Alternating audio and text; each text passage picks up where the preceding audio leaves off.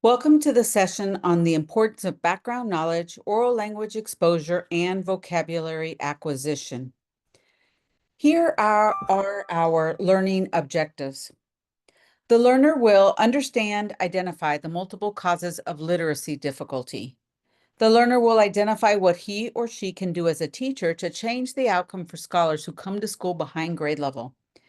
The learner will identify instructional supports he or she can use to close gaps with scholars behind grade level. Working in schools where more than 80% of our scholars are behind grade level in reading provides a challenge for all of us to use every minute of every day to improve the outcomes for our scholars. We can't settle for 1 year's growth. We need more than 1.5 to ensure we are closing the learning gaps in reading. We will take a look at the 5 leading causes for literacy difficulty. To overcome these obstacles, teachers need to incorporate the best kinds of vocabulary instruction into every aspect of their teaching throughout the entire day. Here are the 5 literacy difficulty areas: inadequate instruction, limited engagement, exposure to language, English learners, neurobiological disabilities, and intellectual disabilities. The first environmental literacy difficulty is inadequate instruction. Because our scholars are significantly behind, it is even more imperative that we provide high-quality teachers to deliver high-quality instruction. Our scholars often face the challenge of moving from school to school, high chronic absenteeism, and truancy. We have to ensure we have supports in place to educate our families on the importance of being present each day. The second environmental literacy difficulty is limited exposure to language. Again, this impacts so many of our scholars. Some of our scholars come to kindergarten with limited exposure to read-alouds, print concepts, foundational skills, experiential learning through vacations, travel, museums, and other experiences. Often their socioeconomic backgrounds and language used in their homes and communities can influence opportunities to expand their vocabulary. The third environmental literacy difficulty is English learners. This is another difficulty that many of our schools face with their EL scholars. For EL scholars, vocabulary instruction is even more essential. Because these scholars acquire English vocabulary later, they often enter school with fewer words than their English-speaking peers. Research has found that EL scholars are capable of eventually matching or even transcending native speaker levels of vocabulary knowledge, especially if they are exposed to vocabulary through a great deal of reading. The same skills that promote vocabulary learning in scholars with English as their primary language also promote vocabulary for EL scholars.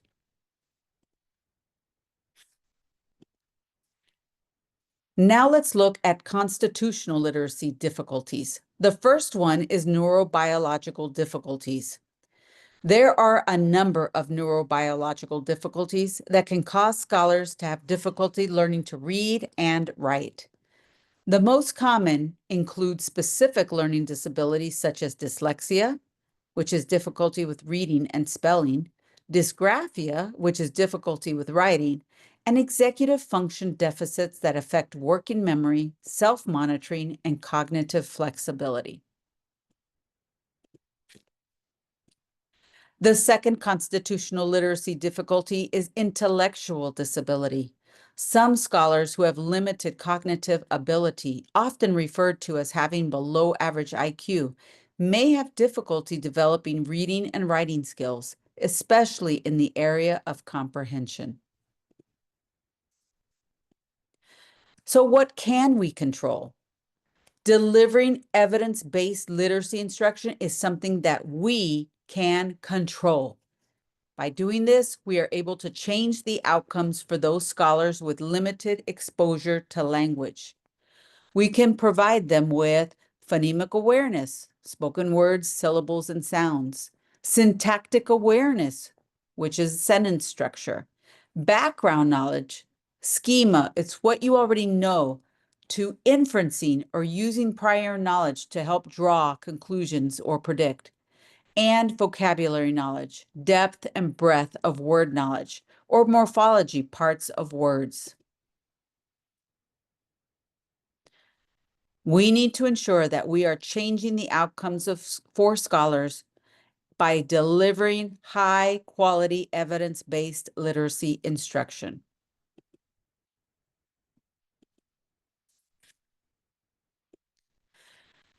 Now we're going to do a turn and talk.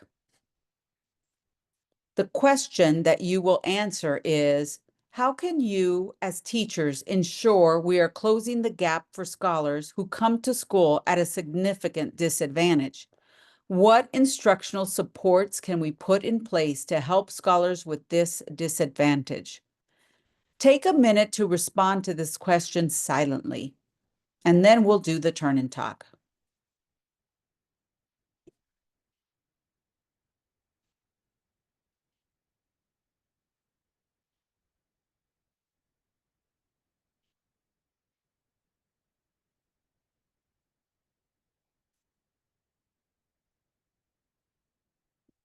All right, now that you have completed your thoughts, we're going to do a turn and talk.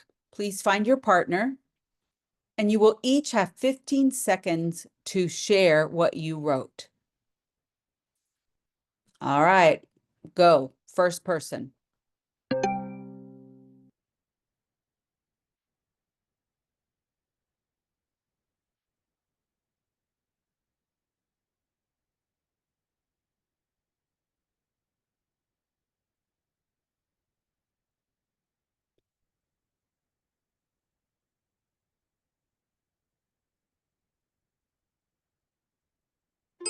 All right, now it's the next person's turn to talk.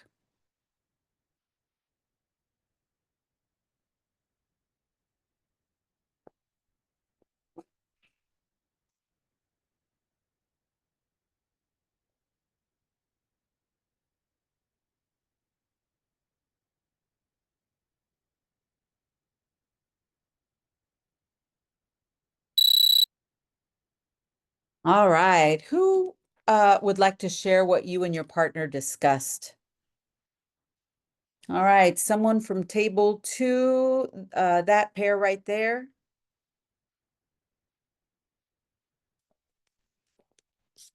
Awesome, thank you for sharing.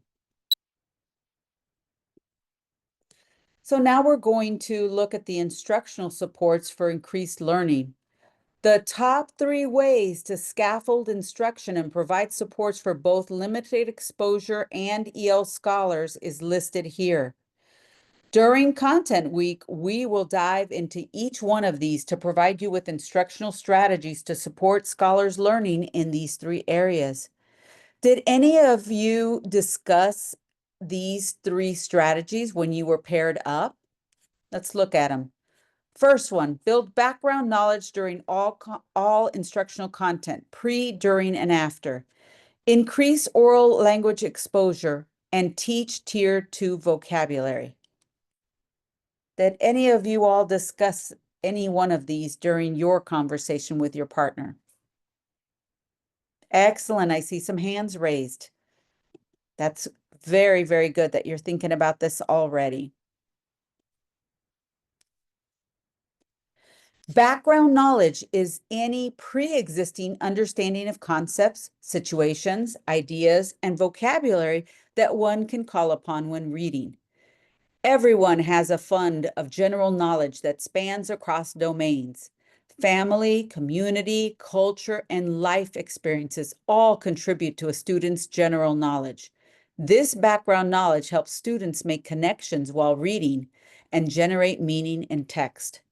Students need background knowledge so they can hook new information to it while reading, allowing them to make inferences.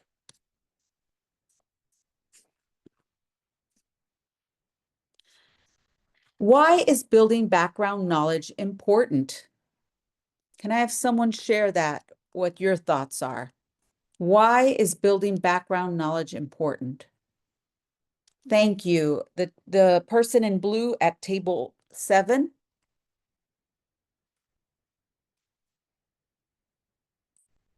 Yes, thank you. It has a major impact on reading comprehension. Students need to attach new learning to prior knowledge. So let's look at this white box here on the right. What we know from research, background knowledge. Can I have someone from table 1 read this out loud? Background knowledge has a major impact on reading comprehension. Background knowledge is correlated with higher scores on reading comprehension measures, regardless of reading proficiency or grade level. The correlation between a student's prior knowledge of the subject matter and the amount of learning is 0.66. You can find prior knowledge in our rubric under Domain 6.1, Instructional Execution Level 1. The teacher effectively engages prior knowledge of skills and concepts and makes this connection evident for all scholars. The teacher finds ways to bring real-world experiences into the classroom.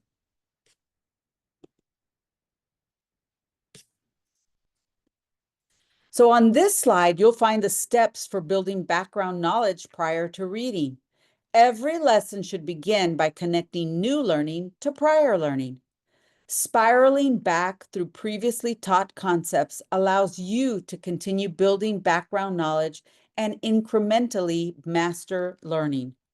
Step 3 is very important and allows you to ground new learning by incorporating an anticipatory set. Let's look at these steps. Number 1, state. State the big idea of the unit or topic. Number 2, connect. Connect new learning to prior learning. Number 3, select. Select a tool, for example, a graphic organizer, a video clip for building background knowledge. Number 4, explain. Explain new information and concepts. And last, number 5 is ask. Ask questions to prompt discussion and to highlight the important information students need to know before reading.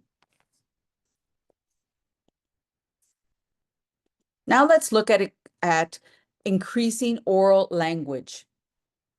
Do not use round robin reading. Modeling correct reading is key here. Use choral reading, close reading, and echo reading. Also, incorporating read alouds all the way through high school is important for modeling correct reading. Oral language is the foundation of reading and writing. The language children are exposed to at home and in school influences the development of their language comprehension, which in turn influences their fluency, vocabulary development, and comprehension of written and media texts. We need to help our scholars develop prosody. Intonation, which is the rise and fall of the voice in speaking. Tone, which refers to the choice of words, the volume, the pitch, and the speed of the message. Rhythm, a strong, regular, repeated pattern of movement or sound. And emphasis, special importance, value, or prominence given to something.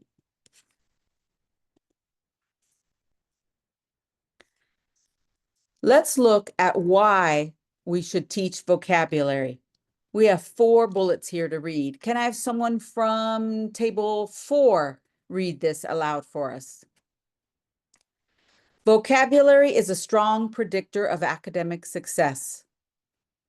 Vocabulary instruction can improve comprehension.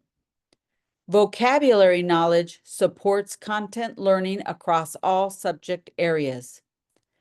We need words to access background knowledge, communicate our ideas, and learn new concepts.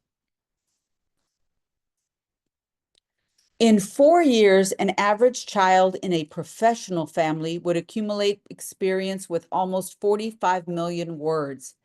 An average child in a working class family would acquire 26 million words, and an average child in a welfare family will acquire 13 million words.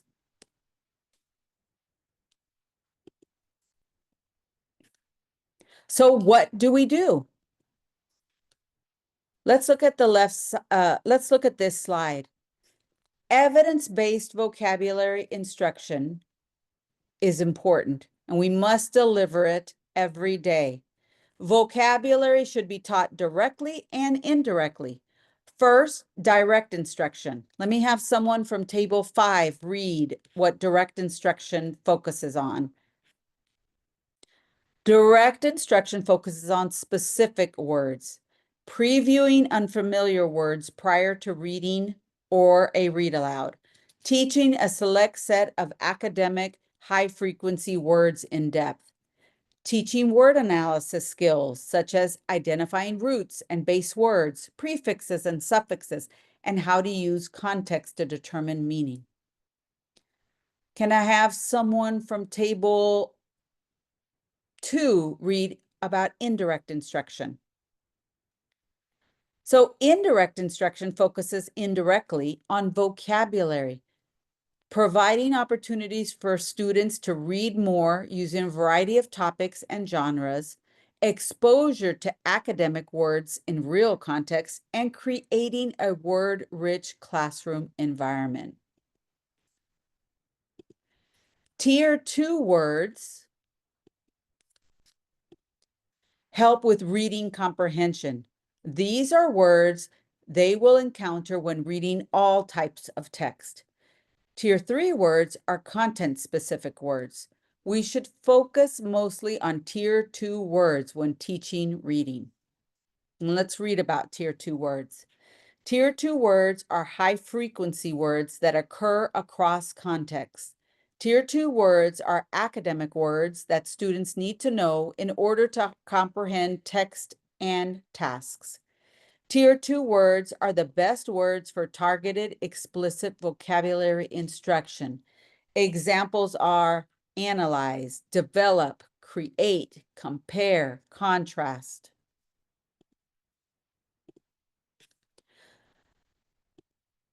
So how do we choose the vocabulary words to teach?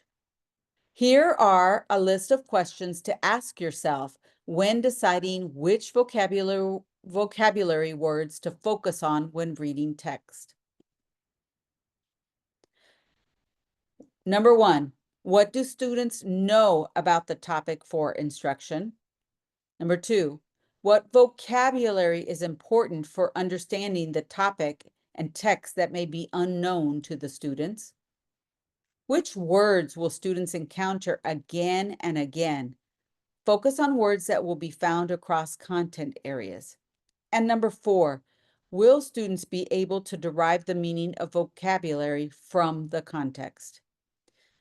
Now, these questions can be used to ask when planning explicit vocabulary instruction during intellectual prep.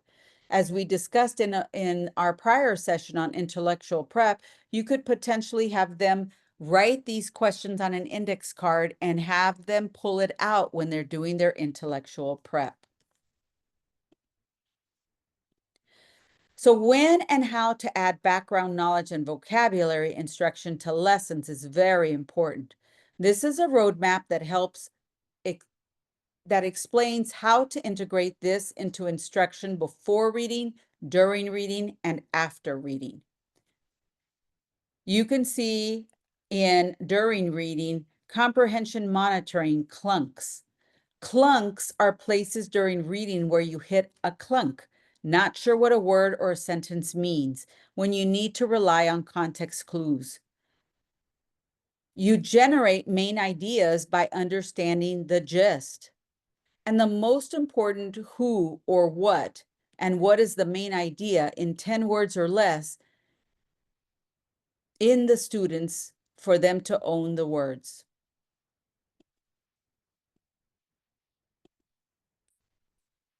Okay, let's test your understanding of what we have covered so far. Let's do an instructional supports game on background knowledge, oral language, and exposure and vocabulary. All right. You are going to identify your turn and talk partner for question number 1. Go ahead and do that. All right, for question number 1, when building background knowledge, it also helps to build 2 other skills. What are those 2 other skills? All right, I'm going to put the timer on, and you have each 15 seconds to talk and come up with the answer. Ready, set, go. Person 1 or partner A, it's your turn to talk.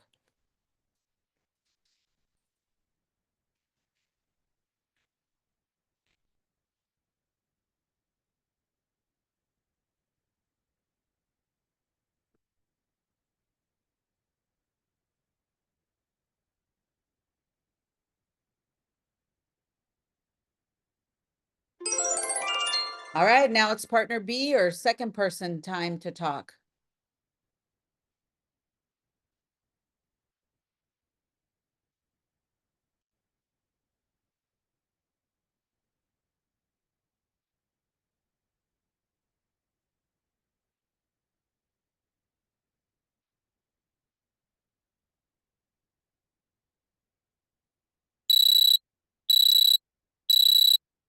All right. Who wants to share? What pair wants to share what answers you came up with? Let me see. Yes, you two over there at table 7. Awesome. You are correct. Vocabulary and reading comprehension. Excellent. All right, let's go to question 2. Find another turn and talk partner. Okay, get ready. Let's look at question 2. What is a great way to increase oral language in your classroom? All right, 15 seconds for each person. Get ready, set, go. The first person or partner A, it's your turn to talk.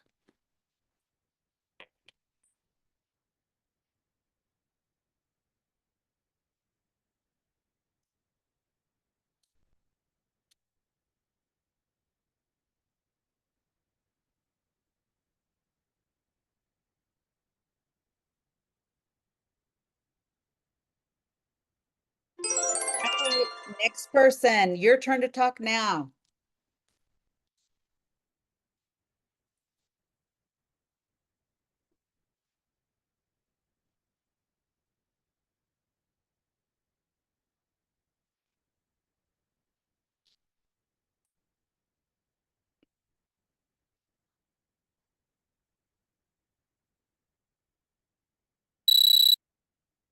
All right. So let's see, who'd like to share what you came up with? Table 1, that pair right there.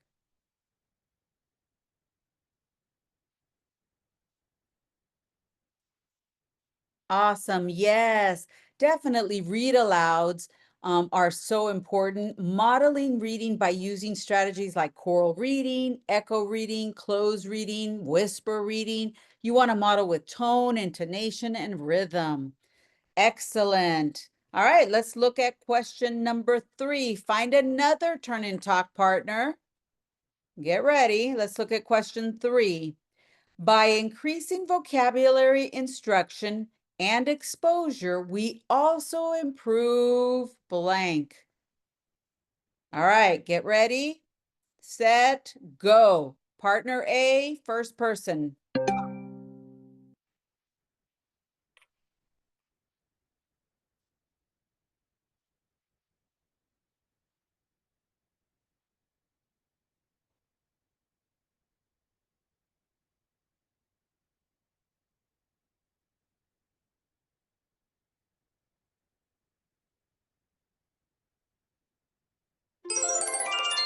All right, turn for partner B or second person.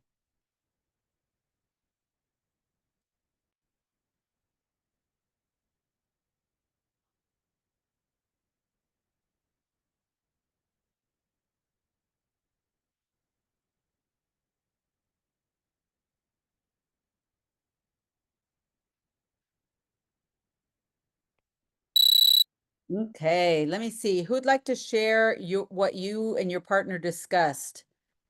There at table 2, that pair, yes. By increasing vocabulary instruction and exposure, we also improve, yes, reading comprehension. Also, overall academic success in all content areas. Fabulous. And now let's finish up with question 4. Find another turn and talk partner, somebody different.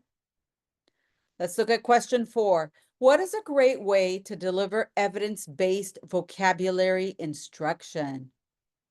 All right, get ready, set, go. Partner A, it's your turn.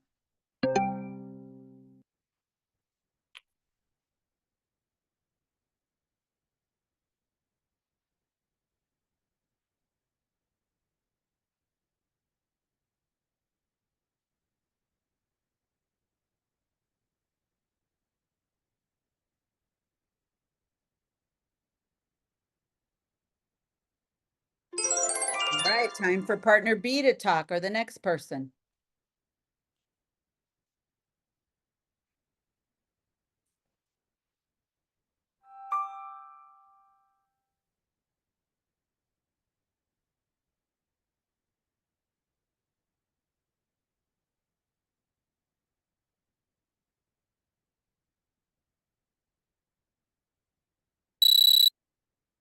Okay, let's see. Who'd like to share what you and your partner discussed?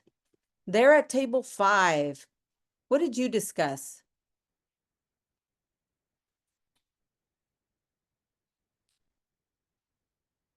Yes, I like that. Talking about unfamiliar words prior to reading or read aloud. Yes, you want to preview those words, unfamiliar words, prior to a reading or a read aloud. Yes, excellent. You could also teach a select set of academic high frequency words in depth, or teaching word analysis skills such as identifying roots and base words, or prefixes and suffixes, and how to use context to determine meaning. Great job. You all are amazing and did a fabulous job on answering these questions. All right, so we will dive deeper into these 3 areas during Content Week with all of your staff. Thank you so much for participating in this session on background knowledge, oral language exposure, and vocabulary.